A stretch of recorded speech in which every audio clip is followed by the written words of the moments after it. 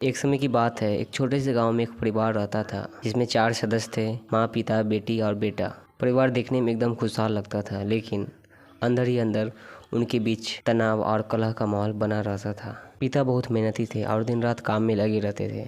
माँ घर का काम करती थी और बच्चों का देखभाल करती थी। बेटा और बेटी दोनों पढ़ाई में अच्छे थे, लेकिन उनकी आदतों में बहुत फ़र्क था। बेटा स्वभाव से शांत और समझदार था, जबकि बेटी कुछ ज़्यादा ही गुस्सैल और ज़िद्दी थी। एक दिन परिवार में एक छोटी सी बात को लेकर झगड़ा शुरू हो गया। माँ ने बेटी से कुछ काम करने को कहा, लेकिन बेटी ने गुस्से में काम को इनकार कर दिया। पिता ने जब डांटा तो बेटी और भड़क गई और घर छोड़ के जाने की धमकी देने लगी। बेटा यह सब देख रहा था, लेकिन वो कुछ नहीं बोला। माँ पिता भी आपस में बहस करने लगे कि बच्चों की परवरिश में किसकी गलती रह गई। दिनों तक ये झगड़ा चलता रहा और परिवार का माहौल दिन पर दिन बिगड़ता गया। कोई किसी से ठीक से बात नहीं करता था।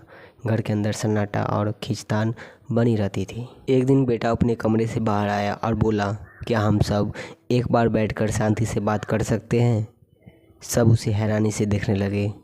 उसने कहा, हमारा परिवार बिखर रहा है और हम इसे रोक सकते हैं अगर हम एक दूसरे को समझने की कोशिश करें। उसने बताया कि झगड़े का कारण सिर्फ छोटी छोटी बातें हैं, जिन्हें प्यार और समझ से हल किया जा सकता है। उसने माँ पिता को याद दिलाया कि उन्होंने कितनी मेहनत से परिवार को बनाया है और बेटी को समझाया कि गुस्से से कोई समस्या हल नहीं होती। धीरे धीरे सभी ने अपनी गलतियों को स्वीकार किया और एक दूसरे को समझने की कोशिश की। परिवार फिर से एकजुट हो गया और घर में खुशहाली लौट आई।